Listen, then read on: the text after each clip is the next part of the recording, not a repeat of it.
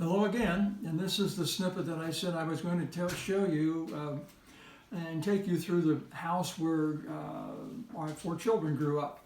And here is the house. It came out of Shirley's book I showed you, where she had done floor plans and a plan while she was in high school and got a good grade on it.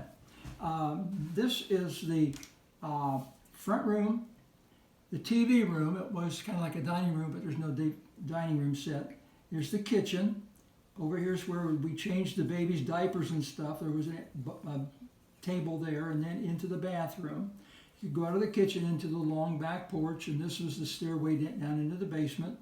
This is the stairway that went upstairs, and this is the front porch. And then if you wanted to look upstairs, you went upstairs into the 2 bedrooms. There's the front bedroom, then here was the rear bedroom. This was Shirley and our bedroom. This was the children's bedroom. So let me run you through some things that happened at our property. And we lived there 5 years, 5 years and 9 months. The twins were like 15 months old when we moved into the property we're in now, where I'm at. So let me give you some things that happened to your parents. Or they were all born there. They all celebrated their first birthdays there, their first Christmases, and so forth. And but how it began was that we had the property, and we were renting it out. And so before I came home from the Army, about 3 months before, Shirley had the people move. And her and her dad went in, and they painted and did all kinds of work in the house, made it very nice. I walked into a very nice, bright-looking home, and it was beautiful. And and she and her dad did that. She was 20 years old, and she put in a lot of time. One thing that they had back then, if you had wall-to-wall carpet in a room, if you had wall-to-wall carpet, man, you were uptown. But normally what they did, and here I'll show you, you would take the room, and around the sides, there was a linoleum roll, about so wide, and it looked like hardwood. And so you would lay these linoleum around the side, make it look like hardwood. Then you would get a 9 by 12, 10 by 12, or whatever you wanted, 8 by 12 carpet, and you would just roll it out and put on top of it. So it looked like you had wood around the side and carpet in the center. So she had it all set up. It was ready to go. And this is the house where our 4 children were born. We have lived where we are now 60 years, and like I said, 5 years and 9 months at the other. Shirley worked just a block over, or a block and a half, over on the other street from where we were living, and that was before any children were born. And she would come home at noon, and she would eat, and then she would go and lay down on the couch. Well, she would get up, and she always had a headache, and she couldn't figure out what was going on. And over at the floor furnace, which was in this room right here in the corner, come to find out it was putting out carbon monoxide. I just thank the Lord over and over again that she did not pass. We found out what it was and got it fixed. We had our first child. That was Randy. We brought him home, and our couch was along the front wall and a window here. And he had his days and nights mixed up. He wanted to stay awake all night and sleep during the day. So what we did, Shirley and I would sleep in the front room, and we would take turns sleeping on the couch. And then he was in his bassinet or whatever, and we had a stuffed nipple, and we put it in his mouth, and then he'd be satisfied. But if your hand slipped off and the nipple popped out, and he'd start crying. He got it straightened out. Things were worked out. He did fine. But I still remember that experience. Cheryl did fine. She had her days and her nights straight. They were okay. When the twins came along, we had to kind of step our game up a little bit. And so what we would do, Shirley would make sure that all 4 kids were spick and span for church on Sunday, and boy, she did a good job of getting them all shaped up. That was one of her things. And so while she did that, then I'd go to the kitchen, and in the kitchen, I would prepare 2 diaper bags, one with all the diapers and all this and that, and then also with the bottles that we would take. And then the other diaper bag was for changes of clothes and so forth, in case the twins spit up and so forth at church and ruined anything, and which they did occasionally. So we went well prepared. I don't know whether it was Randy's 2nd birthday or 2nd Christmas. It's someplace in that area. We had bought him a little truck with a cannon thing on it, and it shot kind of rubber balls or something. And I remember exactly where I was at. My brother and I, Jim, were in this corner, or this side of the room, and Randy was over here by the staircase, and Shirley was in a chair here or something, and a couple other people around. And we were playing with it and shooting the balls. Randy had played with it a little bit, and we said, oh, let's enjoy that too. Well, we did. We cranked it up too hard, and we broke it for him. So I felt so bad because he lost out on his toy that we had bought him. When Randy learned to crawl, he would crawl around on the carpet in this room and this room. We didn't want him to go out into the kitchen. It was kind of cold linoleum and probably a little more dirty. Not in Shirley's case, though. She kept it clean. But anyway, we would let him go up to this doorway. So he would crawl up here, and I would go over to the door, and as he put his hand out there, I just went by 2 or 3 times. I said, no, you can't go out there. So he would crawl back, and pretty soon he would go back up. And what he did, he would put his hand out, and he would look at me, and I'd say, no, draw it back, and turn around and go back. So he learned very quickly. He did fine. When the twins were born, or when they were being carried by Shirley, she said, I can't go to the grocery store. I just can't. I said, that's fine. I'll start doing some shopping for us. So I started shopping, and as of now, they're 60 years old.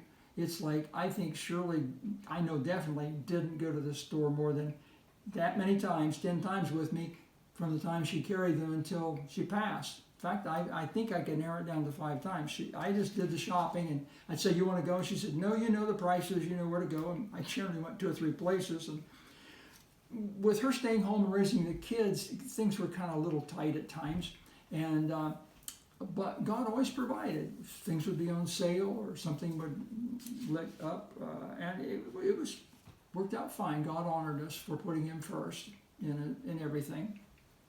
I would come home, park along the curb, and I would walk up on here, and right here in this corner was a playpen. It was a wooden playpen, and the twins would be in there. They'd be walking around and enjoying themselves, and Shirley could watch them from windows and the doors, and she could. And then Cheryl was kind of a real good helper. She'd be playing out here, and she kept a good eye on them. So they were always excited when I got home, but they kind of entertained each other while she was busy. Shirley one time had taken, before the twins were born, had taken Randy and Cheryl, walked from here uptown to like a 5 and 10, which was Murphy's or Kresge's. It'd be something like our Dollar General. And she came back, and that night she said, see what I bought? And she bought a broom, bought a wastebasket. She was really proud. She just wanted anything that would improve the house. Saturday mornings, of course, was the mornings that the twins, or not, well, they weren't around yet. The 2, Cheryl and Randy, would go with me to pay bills on Saturday morning. That was the day to pay bills. Her sister Marilyn would drop off Wesley. Wesley was the same age of Randy, and they would be out back of the house, back here on the sidewalk, back here playing in a wading pool, and back here in the yard, Shirley would hang up her clothes. And I came home from work one time, and she was standing inside the rubber tire, which was a sandbox. And I said, what are you doing in the rubber tire? And she pointed to the dog, and she said, I'll hang up some clothes, and then that dog starts nipping at my heels. And it was one the neighbor kid had that was over there also. And she liked dogs, but that one there just seemed to want to eat her heels all the time. She was standing in there and trying to just get away from it at times till she could get her job finished. On the back porch here, she had fixed up a nice play area for Cheryl, and she had her own table and chairs that she had when she was a kid, and then she had a little stove and refrigerator, and Cheryl would have tea time in there with her friends, so that was fixed up. Randy wanted to shave. He wanted to learn to shave. So actually, I took him to the bathroom. He was about 4 years old. Took him into the bathroom, and here was the mirror right here on this wall.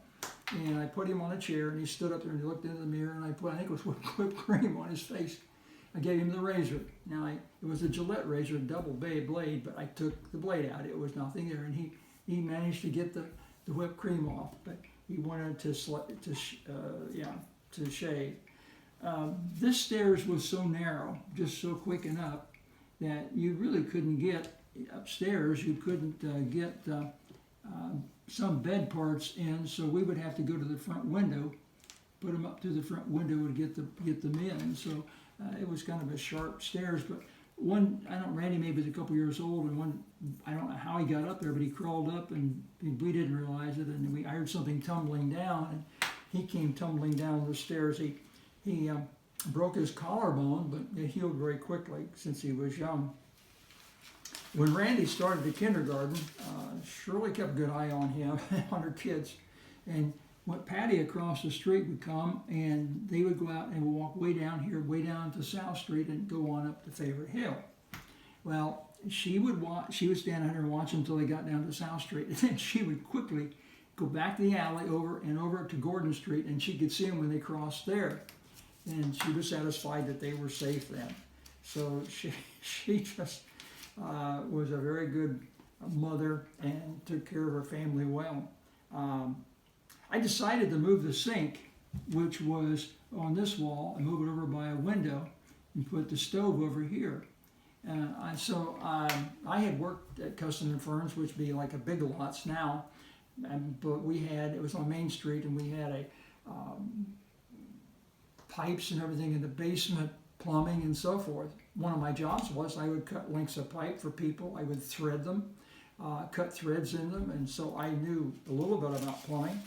So when I decided to move this sink, I just put it over there, and I went and measured 2 or 3, and I get 2 or 3 pieces and go up and get them cut and thread and come back, put them together, because I didn't want to measure far ahead, and I wouldn't realize really what I was going to come out at. But I got it all set up and put it in, and so we revamped the kitchen that way. But in the process, I moved the stove over here. The stove sat right here as you came out of the bathroom. I had gone to the bathroom on Easter morning, and I was coming out, and there was a crevice in the side of, as you pull down the door, you know how the form fits together, there was a slide there where you could slide something. I had on a brand new suit, Easter morning, $29. $29 was a pretty good price for a suit back then. Brown suit, I liked it. I came by that stove, and that tag just slipped in, and I took a step and ripped, big L-shaped thing. And Shirley said, "No, don't worry about it. We'll take care of it." And she got some sticky patches, put it together, put an iron on it, brought it down. You could never tell what happened. Let me take you back to the back, which is not on here, but there was a nice 2.5 car garage, and there was some wasp around that garage, and you didn't have roll-up or garage doors that went overhead. You had sliding doors on rollers, and up in the corner of the one was a huge wasp nest, and I didn't want to get around to the kids and stuff, so I drove around the alley with my car, and I took a spray, rolled down the window, and sprayed the wasp with wasp killer. And boy, they let go and started right for me, and I rolled up the window real quick, just a roll up, but I rolled it really quick. And there they were, sticking all over the windshield and everything. So I thought, how am I going to get rid of these things? So I decided to drive out, and I went up South Street, and a little faster. They began to leave and leave and leave. Got to the edge of town, and I had 3 still on there. So I thought, well, I got to go a little faster. So I finally got up to about 60 mile an hour, and only one of those left now because my front windshield staring right at me. So the only thing I knew to do was stop, pull down the window, and see if he would let go and come. And sure enough, as soon as I stopped and started rolling down the window, when he did, I just hit the gas and took off. And so I just tricked him, or anyway, I never saw him again. Now I go back to all of that, and I go to the garage. I drove by there about 2 or 3 months ago. Shelley was interested, and I went by and I said, it's all gone. The garage is gone. The large tree out in front, where I got a little green there, you could look out that front window, and about 4 feet away was robin nests, and you watch them grow and being fed and develop. The tree was cut down and gone. The garage was gone. The house has been gone and replaced with a one-story house. The block wall, which went across the front right here, which we always planted moss roses. It's just beautiful, moss roses across. The wall is gone. So it's all gone. But the memories are very real. They're very vivid. They're still in my heart. And I thank God for those years. I thank God for those memories. He has so blessed us so much. So I would say to you, do this. Make memories in your life. They will remain no matter what else goes or is gone. And he will bless you. That's what I'm saying. The things you do many times turn out to be stepping stones to the future. And the best is when your days are on the solid rock of Christ, or in his hands. He is the unseen guest of our home. He always was, Shirley and I, from the very beginning until she passed, the very unseen guest. Let me go back to the hands again. I'd like to use for a moment. So we've always felt that our home was in the hands of Christ. And we prayed and we lived that way. And we raised our family that way. It's such a blessing. To that, we not only placed ourselves in his hands, came along, we placed 4 kids in his hands. And we placed a lot more people in his hands. And so Grandma's gone. She prayed for you a lot, but I'm still praying for you. And knowing you're in God's hands, trust him with your future and build your life on him. And I know you will have good memories to share too. Thank you, and we will see you the next time. Bye.